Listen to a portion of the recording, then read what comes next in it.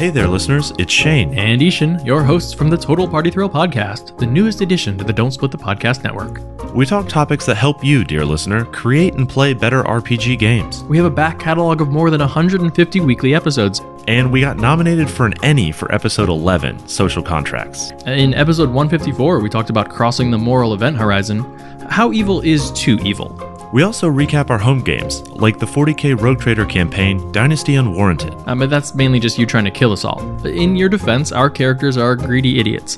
Don't forget the 3 years we spent in Eberron playing Morning Glory, your 5th edition D&D campaign. We also review new RPGs and books, and every episode we build a 5th edition D&D character in the Character Creation Forge. You might check out the Pint-Sized Punisher from episode 119, a halfling with a bad attitude, and 14 levels of Barbarian. So to recap, Total Party Thrill, RPG advice, campaign recaps, and D&D characters built by your dashing hosts every single week. What more could you possibly want? To get back to the actual show? Oh yeah, let me just hit this button, and here you go. This is Tabletop Babble. I'm James Introcaso.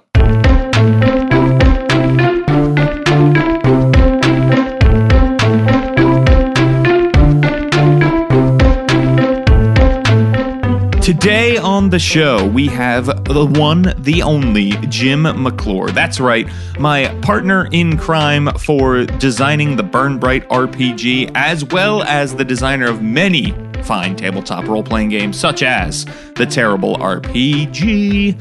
I'm talking about Satanic Panic and Reach of Titan, which is on Kickstarter now. Reach of Titan is what brought Jim to the show, and we're talking all about fighting enormous titanic monsters. Here we go.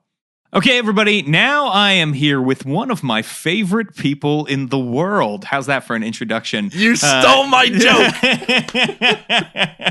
I did indeed. Jim McClure, welcome back to Tabletop Babble. How are you, buddy? Thanks, James. It's good to be back. It's been a minute. Actually, it probably hasn't been that long since we've been on this show because we were on here talking about Roll20. I don't know, not too many months ago, but that's right. Been doing well. I'm here with one of my favorite people in the world. My joke, which has a funny story. Joke. But I'm offended. Mine was sincere. Mine was sincere, sir. Okay, mine is sincere as well. James, you are my brother. You are my Philadelphian brother, and I am always excited to be on the mics with you. To peel back the curtain slightly, like we kind of had this conversation before we hopped on the mics. I'm like, I don't know how this interview is gonna go because like we've worked together for like the last 2 years, almost 3 years. How long has it been? It's been a long time. Yeah. So I'm not forever. used. Yeah, I'm not used to being in like the hot seat interview being grilled mode. Yeah, this is good. This is gonna be a little more light and casual, I think, than maybe the normal tabletop babble. That's right. Yes, yeah. This is gonna be great, and I'm super excited to have you on because we're talking about a game that I feel like one of the first conversations we ever had. You said, there's this game that I really want to make, but it's a big game and it's going to take me a while to do it. And I wanted to get my sea legs doing some other projects and that sort of thing. And now it's here. It is kickstarting. It is funded. Congratulations. Thank you. The James Introcaso obligatory stretch goal has been reached. It has. You're a stretch goal on almost every Kickstarter these days, aren't you? I try. I'm trying to get my fingers into everything so I can claim, oh, yes, I worked on that. Oh, yeah, that big Kickstarter, I worked on that, too. They were recently having this Kickstarter Zines. I actually don't know what Zines are. I probably shouldn't admit that on an RPG podcast, but I guess it's an old format of like small booklet format of role-playing games. And yes. Yeah, so Kickstarter's doing a thing for that. And true story, I looked through that. True story, not true story. True story for the sake of the joke. I looked through that, and James Introcaso is a contributing writer on like 14 of the 17 projects. So, yes, clearly.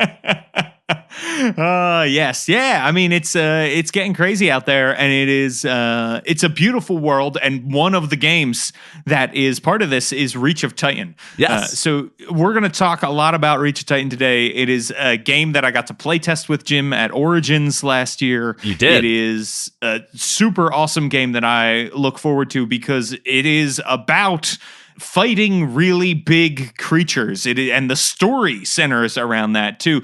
Tell me more about Reach of Titan for the people who don't know. I think you've said it all. I think we can call that an interview right there. You got it. All right, great. Boom, we're done. There you go. Go fight big stuff. Go fight big stuff. Contribute to Reach of Titan, and you're good. Done. End of episode. This is going to be an easy one to edit. So, so Reach of Titan. This was kind of, as you said, it's to give you an overview of what the game is. It's a tabletop role playing game. About fighting giant, huge, larger than life creatures. For those that are familiar with the properties like the video game Shadow of Colossus or Monster Hunter, or have watched the anime Attack on Titan, it's going to be a sort of very familiar feel to you because it's about fighting creatures that are literally larger than the mind can handle type thing. These giant things, and you have to climb up them and find their weak points and stab them and bring them down, and all of the wonderful fun that you could experience from that. And that's sort of the core of what Reach of Titan is about, and sort of how I started making the game, which we can get into in a little bit. But that's what Reach of Titan is about, or I should say it's what it started about, and that's the playtest that you played. And over the 3 years this game's been in development, it's sort of grown and expanded from that core concept, which is still the central focus of the game, but it's grown out and expanded to incorporate quite a few other concepts as well. We've got a couple interesting things going on with the meta narrative. I'm trying something really experimental with it. We'll see. So far we've gotten good reviews, but it's definitely different on a meta narrative level, as well as we sort of have this 3-part cycle that we go through on the game, which is you have a settlement building phase, then you go out and hunt titans, then you go out and fight the titans that you've hunted, and then from there you take the resources that you have to build your settlement. And it's sort of a 3-phase game cycle that you have sort of throughout the course of play, which is also a very interesting design space that I worked a lot with back on Satanic Panic, as well as this. I sort of really like cycles of gameplay. So they're sort of touching on everything, but the big, as we call it, the sexy parts of the game are: here is the giant creature, go fight giant creature. Yes, which is excellent. So I think, one of the big things we find when we fight giant creatures in role-playing games sometimes is like, well, this feels just like I'm fighting a normal-sized creature, but with more hit points, right?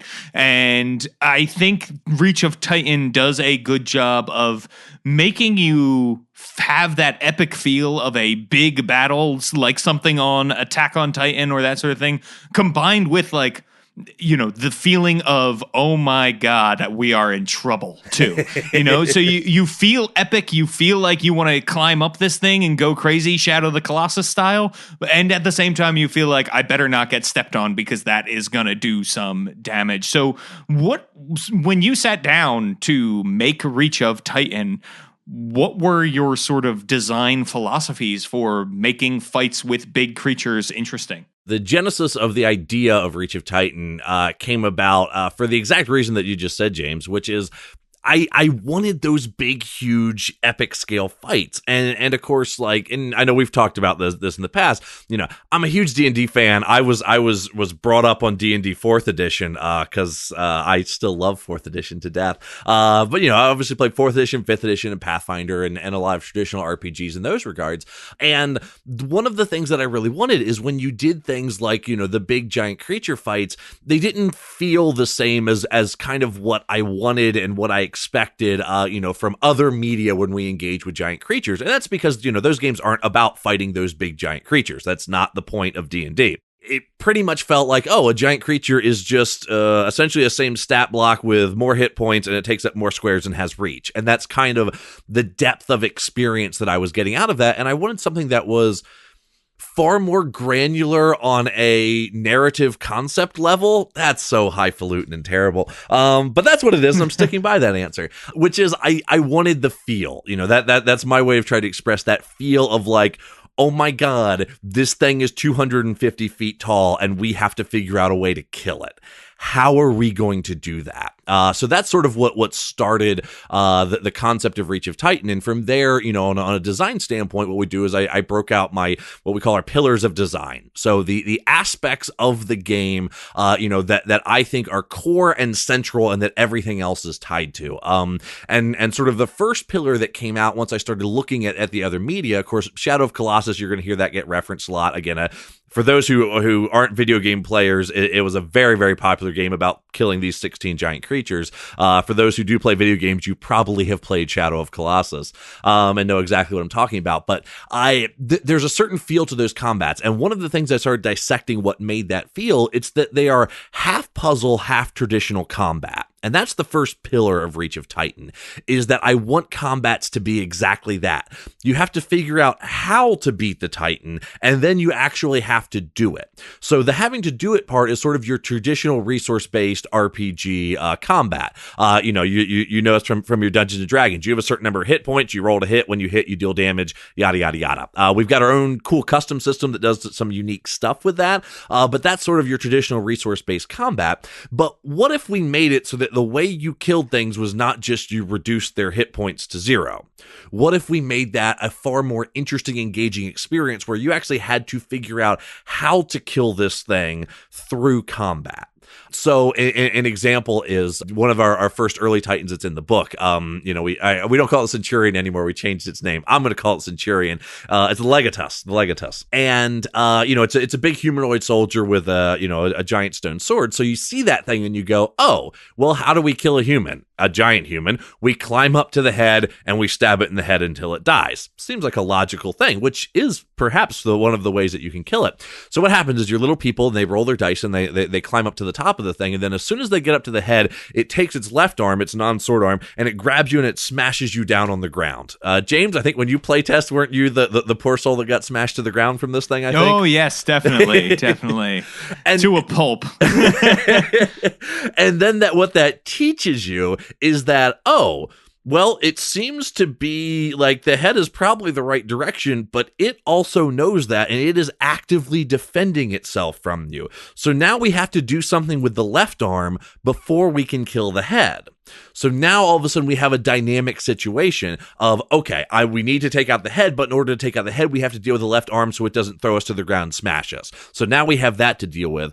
Also, every time all of our people that are on the ground, it keeps stomping and sending these big shockwaves. So maybe we have to deal with that. Oh yeah, and then there's that giant stone sword, which deals a lot of damage. So how do we want to divvy up our resources to handle these different aspects and components? Because the Titans themselves are broken down into individual sections. So you can engage with the left arm, you can engage with the right arm, you can engage with the head or the torso or the legs. And then when we get into Stranger and Stranger Titans, obviously they have less humanoid features once we're fighting, giant sentient trees or crabs or things like that.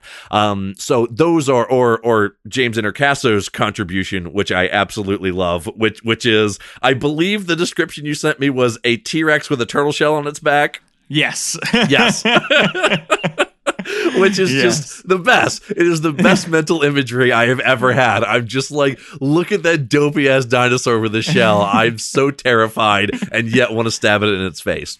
But yeah, so that's sort of the way that you engage, and what that results in is it results in a combat encounter where there's a lot of communication that's going back and forth between the players of, how do we want to engage with this thing? What do we think the proper way is? Do we just ignore the sword arm and take the damage when it comes? Do we try and deal with that first so that way it has less offensive capability and gives us more time to deal with the left arm and the head? How do we want to approach this? Or likewise, the second fight that's within the playtest document is, the Leviathan, where you come up essentially on a beach or on a port, and there's a giant sea snake that is lying out there with its tail sort of drifting at the top, and it's like, okay, what do we do? And all sorts of chaos ensues from there. So that's that half combat, half puzzle that we're really going for with this system, and it needed a system sort of wrapped around it to achieve that type of play.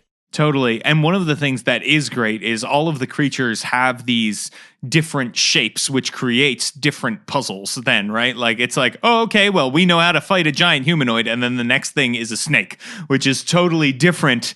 And it creates this awesome sort of like, what will this piece of this creature do, right? Like, why was this mentioned in the description of the creature when it first came about, and that sort of thing. So it definitely, having play tested a couple of different battles, it was like when you enter that next battle, you're more cautious. It's even more exciting because now you've realized the game has changed, and all of a sudden it's changed again. And so there's fun stuff to do. One of the things that I really loved about the game is there is a character archetype archetype you can be called an anchor. So talk to me a little bit about the anchor, because I think they are just one of the most badass character concepts out there. So I get a lot of love for the anchor, because I think the anchor is super cool, because it's something significantly different, and it very much reinforces the theme, which is another one of our pillars, which is epic fantasy style combat. Okay. This is not, and I mean not, a game about simulationist combat, and the anchor is the most, I'm going to say the strongest example thereof, in that what an anchor does is they are someone that goes into combat, and they have a giant black powder ballista, and they aim it at the giant creature, and they fire, and you get the big boom, and you shoot a giant anchor, this metal hook, into a part of the Titan. So you're literally hooking it like you would picture someone, hooking a fish, except for the scales have been inverted in this regard. Scales being size, because fish have scales. Terrible metaphor on my end. But yes, our size has been inverted, where the fish is giant and massive, and you are teeny tiny. However, once you have this anchor in them, the anchor character can, or the anchor character class can actually pull on the Titan and literally be used as a type of control character, where they can interrupt the Titan's actions. They can pull it down to the ground, making it easier to climb. They can interfere with the attacks that it does. So they're literally in this mano-a-mano strength battle with something that's orders of magnitude larger than them, working to pull them off. And then that combines really cool with some of the other classes. And this is stuff you didn't see, James, because this has evolved since your playtest of it back at, was it Origins or Gen Con? Origins, I think. So then that combines with, okay, we have a giant cable and a giant hook going up to this thing. Now our climber with higher level abilities can essentially zip line up that thing to parts of the Titan. Or they can have multiple cables and essentially tie it up Gulliver Travel style, if you wanted to take Titans alive. So there's a lot of interesting versatility that you can use from it. And it's a play experience in a class that is something that is wholly unique to Reach of Titan, which I think is why it stands out so well, because it's like, hey, I don't get to do that anywhere else. That's something very unique and very different. When I play tested the game at Metatopia, which for those who don't know is it's a convention in November every year. Essentially, it's just for I should say it's just for RPG designers, but it's primarily for analog designers, RPG and board games, where a whole bunch of designers get together and they all play test each other's games. And one of the big pieces of feedback that I got from that is they went, yeah, the anchor is wholly Reach of Titan. That doesn't exist anywhere else. Make everything you can that way, because it's so different and just a little off what you would expect, and gives you a sort of a new feel to it. So no, I love the anchor, and I get a lot of love back for the anchor class. They're near and dear to my heart. Yeah, it was super fun, and it was like, oh my god, look, like this person is trying to hold on to a Titan. Was so cool. So I want to talk to you, Jim McClure. About loops, gameplay loops, okay? Jim McClure loves loops, loves feedback loops, loves gameplay loops. What are loops, and why do you love them so much, and how are you using them in Reach of Titan? Okay, so yeah, and poor James Introcaso has to endure some of this nonsense from me, but we're on a podcast now, so I get to talk about it, and you can't tell Jim to shut up. I guess you probably could, but no, I have a lot of game design principles that I really like, and one of the things that we're starting to see more in RPG design, and I really hope we see more and more of it, is what's called a feedback loop, which is essentially, something that you do in the game feeds into the next component, which feeds into the third component, and however many links you have in the chain, which then feeds back into the first component. So what this does is it gives you a nice little cycle. And the reason I like that is because feedback loops, and we're getting in the weeds on design here, so I hope everyone's strapped in for this one. The reason I like feedback loops is because it makes everything you do in a completely fictional, non-existent world feel, on a subconscious level, relevant and real. Because, and if we use Reach of Titan, or we could use Satanic Panic, the game I designed before this, both of them have sort of a core feedback loop. Within Reach of Titan, we have I call it's a 3-phase feedback loop, which is step one is going to be settlement building, okay, which is we have a settlement and we actually physically expand it, both in size, in resources, as well as we actually develop the culture to it, which is where a lot of our role play elements come from. But we expand our settlement, And our settlement essentially then, based on how we expand it, let's say we got what we needed and now we opened up, a blacksmith shop. So now we can make, we've been, using sticks and stones. Now we can make, metal weapons, which is an increase to our weapons. As Titan hunters, the most important people of your settlement, you essentially can have access to any of the equipment that your entire town can produce. So essentially you're trying to build up your town so it can produce new things, because that widens and gives you better and better abilities and equipment. So then you take those pieces of equipment and you go and you hunt a Titan. So that takes us to our second phase, which is Titan hunting. And that's the aspect of finding a Titan to kill. Sometimes this can be harder than others. It also has some exploration aspects to it. And at this stage is then when you risk things that are important to the characters, which is, if this hunt fails, what's going to go wrong? Are we no longer going to have the resources for the blacksmith shop? It's going to have to shut down. Is the town seer got poisoned and the only antidote from this one Titan, and if we don't get it back in time, the seer is going to die and we're no longer going to have that resource? What are we risking? Or personal things for the players. But we do have to put up a risk of what's going to happen.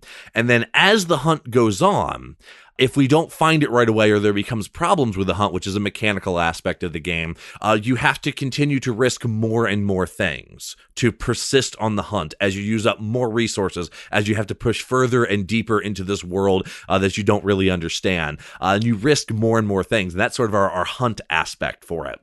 Then, when you finally do find your Titan, you have your actual Titan encounter, and that's our half puzzle, half combat encounter, where we have all of these resources that our settlement has provided us to fight and kill this thing. Upon successfully killing a Titan, we get to return to the village with resources, which we then use to expand our settlement. And with an expanded settlement, it makes us stronger, which makes hunts better, which makes us be able to fight bigger and larger creatures, and around the circle we go and go. And I really like these, like I said, from a design standpoint, because it makes everything you do at every step feel relevant and feel connected. Nothing's disjointed. Nothing is like, oh, this is that weird tertiary thing that sometimes we care about and sometimes we don't care about. Instead, it forces everything back together, and what you do at each step reinforces what you do at the next step, which will then affect what you do on the next cycle around and so forth. So that's what a feedback loop is, and that's how I use it in Reach of Titan. And like I said, it's a design component that I really, really, really like, and I do wish more RPGs would use. We're starting to see some Blades in the Dark, for those who are familiar with it, uses a feedback loop, which is used very, very well. It's really a cool mechanical idea. Board games got it down, man. They love their feedback loops. So seeing a little bit more of that in RPGs would make old Jim McClure's heart smile just a little bit. That's really cool. I knew, because we had play tested combat, I knew about that, and I knew a little bit about the way things worked when you're not fighting Titans, but it sounds like really interesting. It's cool to hear the details about that and see how that's coming together. So, and people are liking it from what I can tell in the play tests so far, right? And I guess we didn't say this up front. This will probably be in the cheap plugs at the end too, but there is a free playtest document that's out. It's up on Drive-Thru-RPG or on the Third Act Publishing website. So essentially you can grab and playtest this stuff. I will say the playtest document does just have the Titan encounters themselves, so you're still only getting that sort of 1/3 of the experience. I wanted to make sure that people liked that, because there's an interesting design challenge that comes around with feedback loops, which is if one part of it's not working, it destroys everything else. So everything kind of has to fit and work. And so the Titan encounters were the one I was like, okay, I can break off that piece and make sure people like that, and then tie the other two mechanically to make sure I don't have to change anything significant. So that's the backdoor reason why it was like, oh, okay, this is why you got just the Titans on the upfront. But my core central playtest group, we've been working deeply through the other two sides of it leading up to the Kickstarter, and we're like, okay, this is all starting to sing super, super well now. Don't go anywhere. There's more Tabletop Babble coming up. Hey, it's Mike Shea of Sly Flourish and author of The Lazy Dungeon Master and Sly Flourish's Fantastic Locations. My show, The DM's Deep Dive on the Don't Split the Podcast Network, features a one-on-one discussion with guests like Sean Merwin, Enrique Bertrand, Teo Sabadia, and more. Once a month, we dive deep into a single D&D topic and answer your burning DM questions. Watch us live on Twitch, on YouTube, or on our podcast on the Don't Split the Podcast Network. Let's dive deep. All right, back to the show. So in the story of the world, you're Titan hunters, right? You're going out, you're finding these Titans, you're killing them, stripping them for resources and all kinds of good stuff. Do Titans are they also a threat to your existence? Like, is there you need them and you're also terrified of them in the sense that they could come stomping through the village where you are? Yes, exactly. So you've got a couple reasons that essentially you end up fighting Titans, which are, one is the need for resources because they are the number one resource. There's a couple unique things that go on in this world. Like, other than humans, there's no other living creatures than Titans. It's just humans and Titans. There's no wolves or dogs running around or anything like that. It's just the two. We can get into the meta story in a little bit. So one of the things is like meat and food and protein and things that sort of we need to live. There's only one resource for those type things, and that is going and hunting and killing a Titan to bring it back for food. So there's a strong need for that. The other aspect that has been found, which is sort of exactly what you stated, is certain Titans, not all, but some, are very, very violent to humans. And upon finding a human settlement, will try and very actively destroy it. And there's not a lot of communication, as you can imagine, between humans and Titans. We don't exactly speak the same language. As far as we know, most of them can't speak a language. So we don't know all of the details. Again, more stuff wrapped up in the meta story there. But as a Titan hunter, you're responsible for your settlement safety. Safety can mean the resources that we need to survive. Safety can mean defending us from a rampaging Titan that's actively trying to kill us. So when you do a campaign of this, essentially the GM will be sort of building these different layers of, you will be in a situation where after you have a settlement phase of, the GM will tell you, okay, the scouts around the village have reported back that, there's a bunch of Titans that are all fleeing the deep forest, and we don't know why, but clearly something's going on in there. Also, a big sea creature Titan showed up, and our shipping lines to that other settlement have been blocked, and we won't be getting resources from them until that's cleared. And also, one of the rampaging berserker Titans was seen up in the mountains. As soon as it finds the village, it's going to be a big, big problem. Which one do you want to go out and hunt? And then after you've done a hunt, you might have wanted to see one because of the specific resources that only that Titan could give to the village, but you might choose to go fight the rampaging Titan before it could get in, or you might try and reopen the settlement. After a hunt phase, some of those situations might be worse. Some of the Titans might have disappeared. There might be new problems that existed, and you're trying to sort of deal with all of this and, again, try and grow your settlement as much as you can while making the choices to try and keep your village alive and keep it and hopefully thriving as best you can. Wow, that's awesome. So is this a world where there were animals, or have there never been animals other than people and Titans? Okay, so I've done... Is that a thing we can't answer? I don't have a direct answer, but I have a long-winded answer, as I tend to do, yes. James. Okay, which is I kind of hinted at, and James, I did something a little experimental with the story in this game. Okay, which is, don't get me wrong, I love lore in RPGs. My favorite RPG is Legend of Five Rings. Essentially, every supplement that comes out is just another 300 pages of lore, and I eat that up. Like, I love it. But the reality is, most RPGs sort of present the what I call meta lore, which is the story of the world. What's going on, if there's different factions, what's going on, and all of that. Again, my big frame of reference is L5R, so that's all clans fighting and samurai and all that. But most books present it of like, here is your chapter on what's going on in the world. Okay, here's your different countries, here's your different regions, here's what the different races think of each other. Sort of all of those different components, and it's like, oh, what's going on in the world? Read chapter 3. I got the thought, some inspiration from the Dark Souls games, from those who have played those games, which are actually, funny thing, games I don't like because I don't like dying 14 times just to try and beat a boss. But it did something very unique with its story that I really, really liked, which was, instead of sort of presenting you what was going on, the story of the world is there to be discovered and to be figured out for those that are interested in it. So what we did is we took that, what would be sort of that lore chapter of the world, and we broke it down and put that information in each individual Titan's description. Okay. So for instance, within the book, you'll read like the Horn Hog is within it's one of the encounters in the playtest packet. And you read the Horn Hog, and what it will tell you about the Titan is, these Titans were created by this one god because he needed a food source for a forced march that he was sending his army on from one side of the world to the other. Nice. And that's what you learn. But you don't have a clue who this god is. You don't have a clue why he had an army, why he was sending them on a forced march. You don't know. But the answers to all of those questions are within the descriptions of other Titans. So there is essentially a 50 to 60 piece puzzle, depending on stretch goals and how many Titans end up in the actual book, because a lot of our stretch goals are writing additional Titans, like yours, James Introcaso. So all of the Titans lore essentially has little bits and puzzle pieces to figuring out what's going on in this world, because the humans of the world don't actually know. And this sort of serves on two different levels, which is, one being obviously just an enjoyment from you as an individual going like, oh, I want to figure out what's going on. It's time to sort of dive into this and see if I can solve the mystery.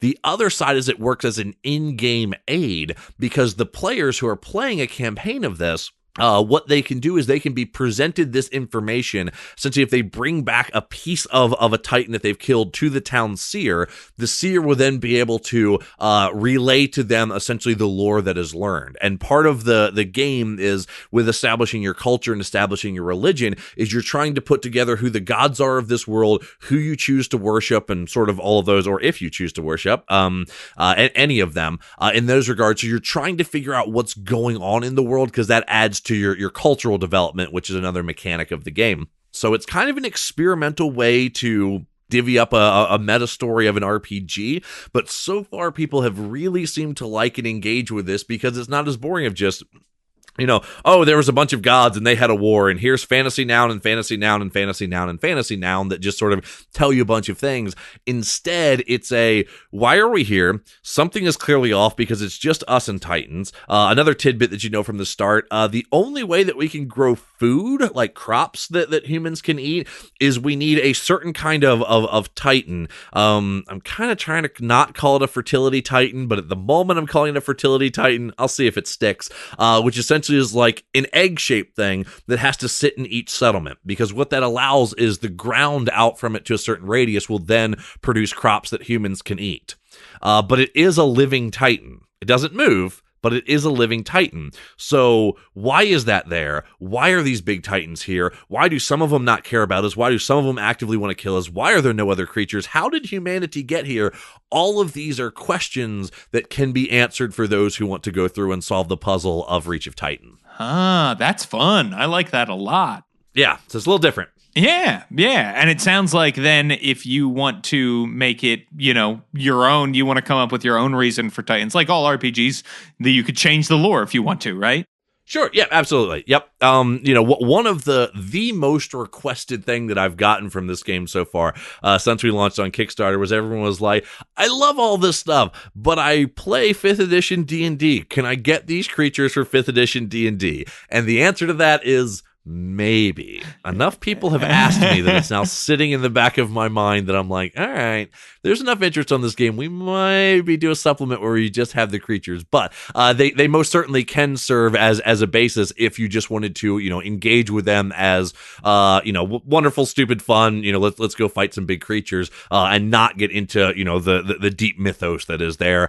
Sort of either of those play experiences are available through the game. That's awesome. I want to get into the deep mythos because I love solving a puzzle, and it sounds like the book has this fun puzzle in it too that you can piece together. Oh man, that's I love that, Jim. That's great, and it makes the book, from a perspective of like fun to read, it makes the book more fun to read too, right? Rather than just being a sort of dry text of these are the mechanics of this monster, and here is its ecology and its diet and its reproductive cycle. Like there's a oh, I want to learn what's happening. I want to learn what this thing means, and it's in somewhere else deeper in this book, and I'm going to find it if I keep reading. I love that. That's cool. Yeah, and that was inspired by there's actually a system called Hackmaster that I don't know if many people actually play that. I know it's been around for a while, but anyway, if you look at Hackmaster, it has the most gorgeous beastery I have ever seen in my life. It is, I mean, I love it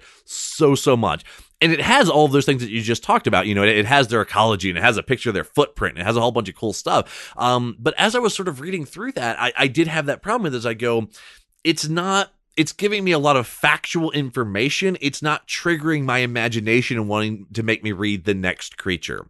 So that's sort of also what tied into that of like, okay, what if we give a little bit more in regards to these things, and give you sort of a reason to keep reading them because, oh boy, howdy, the Titans are a big part of this book. You know, we're going to end up somewhere between about 350 and 400 page book, and like 200 of those pages are just going to be each Titan encounter because they take up like 4 pages each, and it's a lot of information. So it's like, if that's going to be half our book, it needs to be as interesting as possible, and that's part of again, hopefully a little fun that people enjoy on it. Nice. Yeah, I think that's going to be great. So is there anything that when you were sitting down to design Reach of Titan, right, you had gotten your sea legs on other projects, and I want to go back for a second and talk about that. People had told you, right, don't start with this project because it was so big. Yes. And I hear that advice you were the first person who ever I heard get that advice. Followed that advice. But I see tons of people now giving that advice of like, don't start with something huge. Don't start with something huge. Who gave you that advice, and have you found it to be true?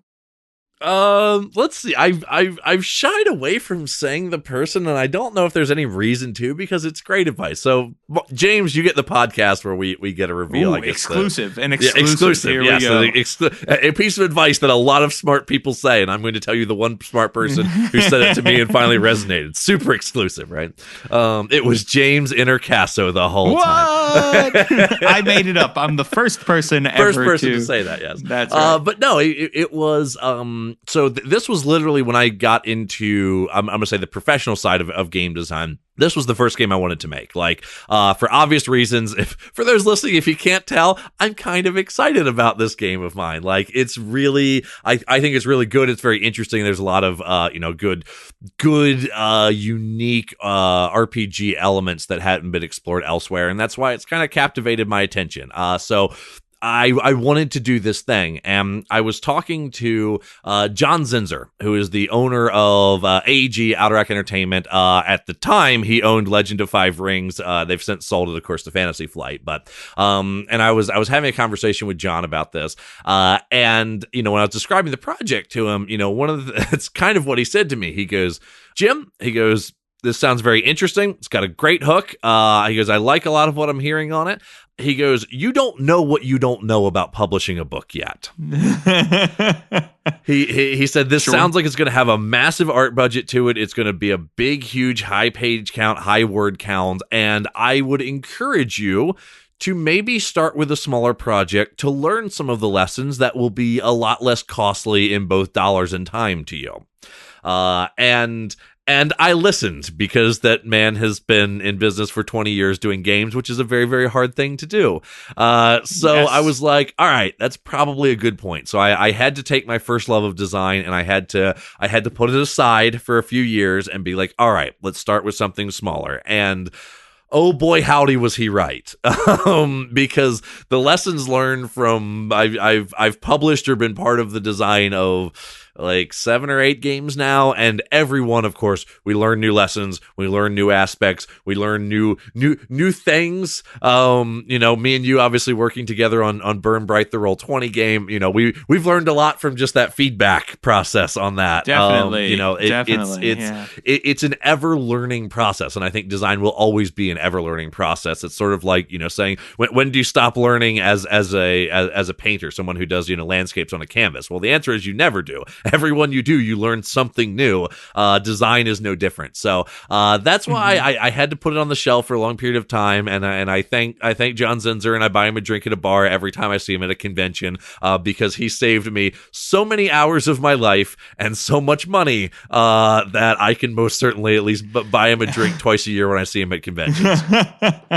Yeah, that's true. That is, I think, a huge part of it, right? It's not just the amount of time and that your game design chops will be better. It is literally learning about production, that all of the things you haven't bothered to learn because they're not as fun.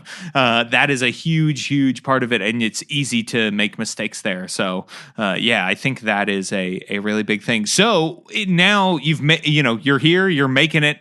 This is going to be part of it. What have you found is different about Reach of Titan than other projects you've worked on, like Satanic Panic or Burn Bright or, the terrible RPG? It's a little different than a one-page RPG, that's for sure. Not far off, but no, it's obviously an entirely different world. Yes. Reach of Titan was very interesting because I think there's a lot of... All right, this is going to be a hot take, James. This is going to be a hot take. All right, we're ready for this? Hot take. Let's give it to me. I think a lot of RPGs hide their bland or boring mechanics over very good inspiration for roleplay. And then people roleplay through the bad and bland mechanics. How about this? We will turn it inward. We will use my favorite RPG, Legend of Five Rings. Okay? I will say I'm specifically speaking to 4th edition and prior. This doesn't include FFG's new 5th edition, which just came out this year, or I guess last year. It's 2019 now. L5R, and a lot of people say this about L5R, is such a great story and roleplay prompt. Like, there's so much good information that just makes you want to play a samurai. And it talks about all these different clans, and they have these huge histories behind them. And it's super great to get immersed, and you start role-playing, and it's fantastic. And anyone who actually spends the time, because there's a huge time investment, to get into L5R typically loves the game. And most of them will say the same thing. They're like, the mechanics? Meh, okay, sure. Like, they're not terrible. There's a couple problems here and there, but yeah. And I think a lot of RPGs sort of suffer from that problem of the mechanics are just there to kind of very basically service the needs. Not every RPG. As a matter of fact, and in some communities this is a hot take, I think D&D is actually one of the best. That is, like, the mechanics directly serve what that game is trying to do.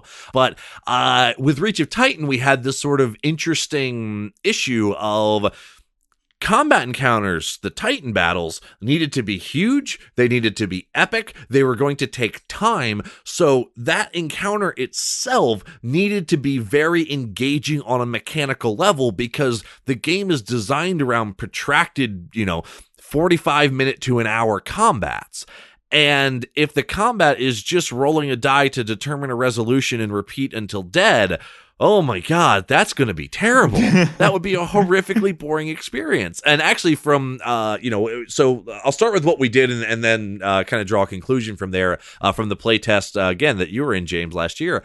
In order to make these big encounters work in that regard, again, the mechanics themselves needed to be obviously interesting, and needed to have a fair amount of components to themselves.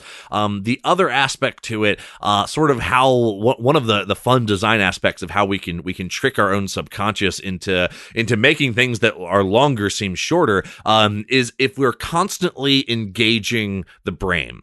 Okay, if you're sitting there waiting for a turn, and that's a regular part of your play experience of an hour-long encounter, an hour-long encounter can feel like a 2-hour-long encounter, which is just rough. But if your brain is constantly working and doing something and making choices and meaningful choices, then a long time frame feels a lot shorter and time can disappear real quick. I think, James, it was you said after the playtest that we did, which was, you were like, wow, those encounters are pretty quick. And I was like, that was 45 minutes. And you were like, I thought it was 20. Yeah, for sure. That sticks out in my mind as one of the great strengths of the game. Yeah, so we did a couple things to kind of try and encourage that the players are regularly thinking and regularly engaged. One of the things we did is there is, I'm going to say, essentially no initiative system in that. It's all the players get to act in whatever order that they want, and then the Titan will go. Okay. The other thing is, and sort of the core mechanic of the game is players have a pool of D6s, which are starting out characters. You've got 6 D6s, and anytime you want to take an action, you can spend as many D6s as you want on that action. You're rolling against a target number, sort of a traditional pass-fail in that regard. So then what you have to do as a player, though, is you have to decide, okay, how many dice do I want to spend on each action? Because I get a number of actions based on dice that I have available. So in a turn with 6 dice, I could take one action and roll all 6 dice. Pretty much know I'm going to succeed, but I only get to do one thing. Or I can try and get more accomplished. And I could do, say, 2 actions. The first one I spend 4 die, and the second one I spend 2 die. Or I could go crazy and try and do 6 actions in a turn and roll 1 dice on each of those rolls. So now what we've done is we've put all of the power of strength and failure in the hands of the player at the moment of the dice roll.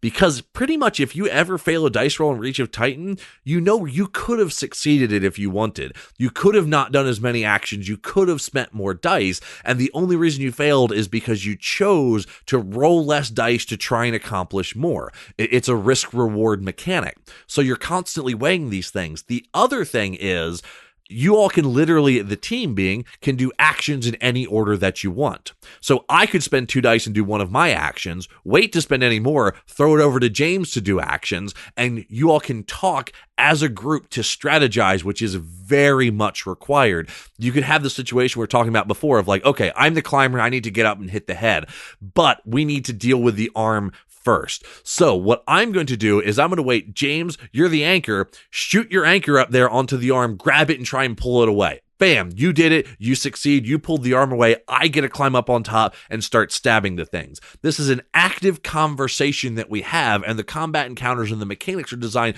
to constantly encourage this talk. So while it's the player's turn, every member of the team is regularly active in contributing to each action and how everything goes, and that keeps the mind engaged.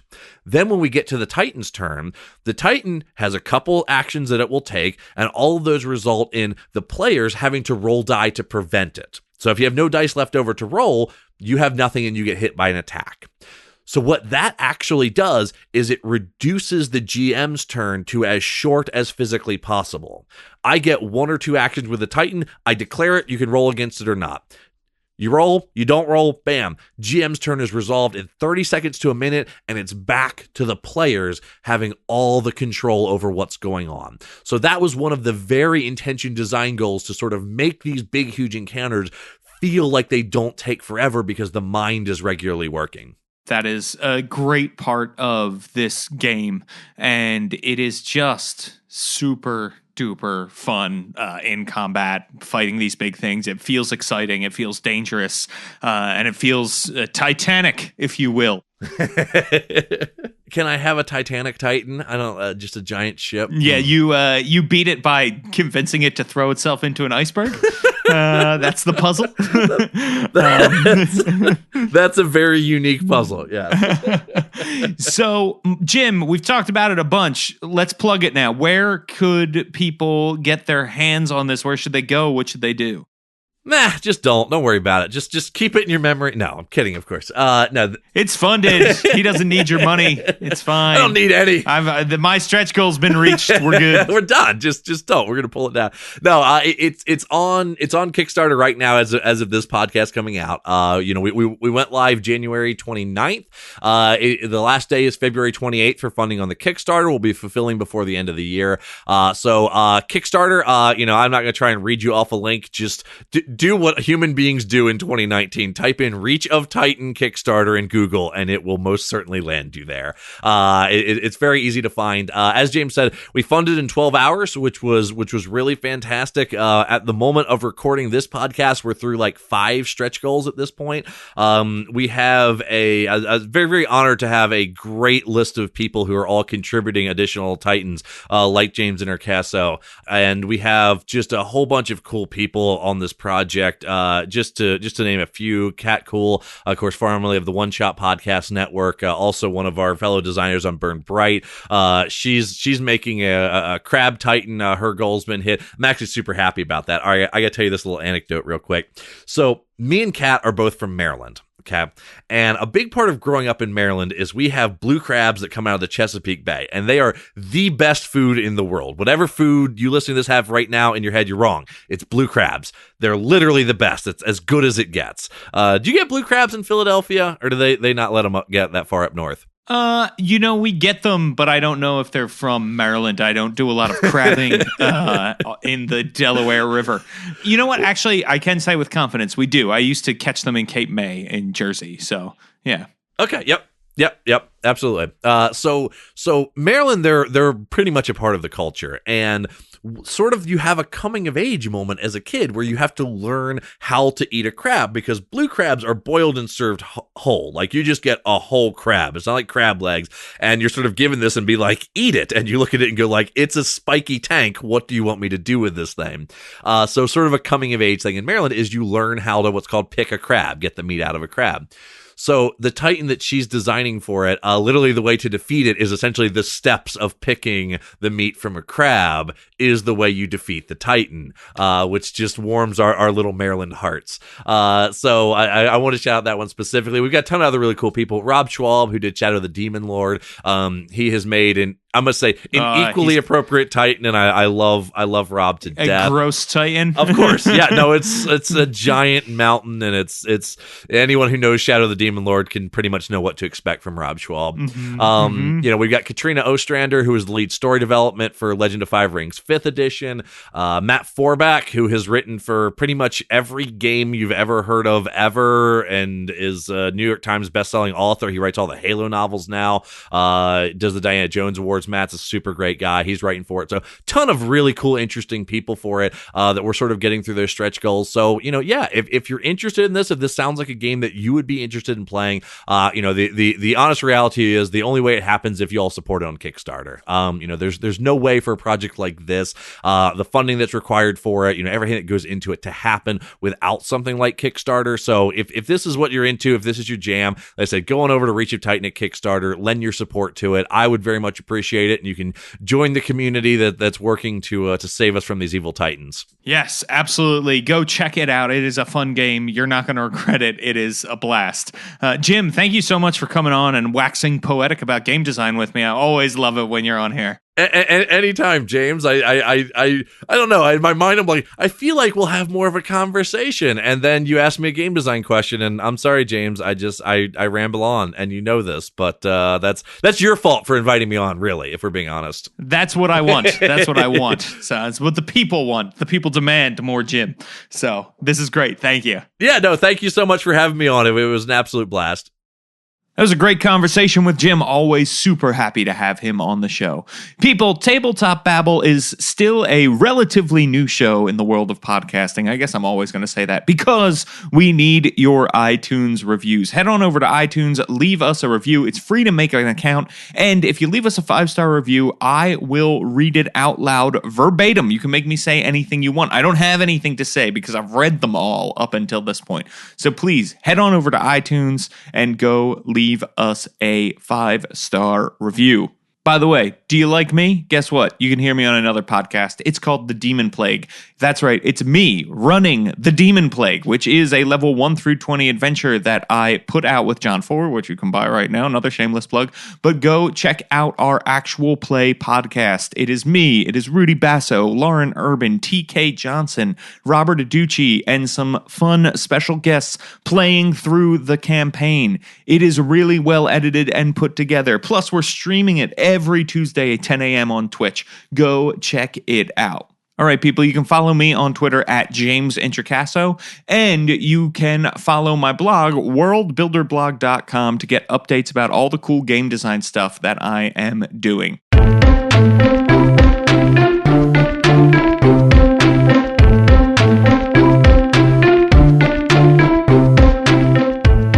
Tabletop Babble is a show on the Don't Split the Podcast Network. Thanks to Rudy Basso for founding it with me.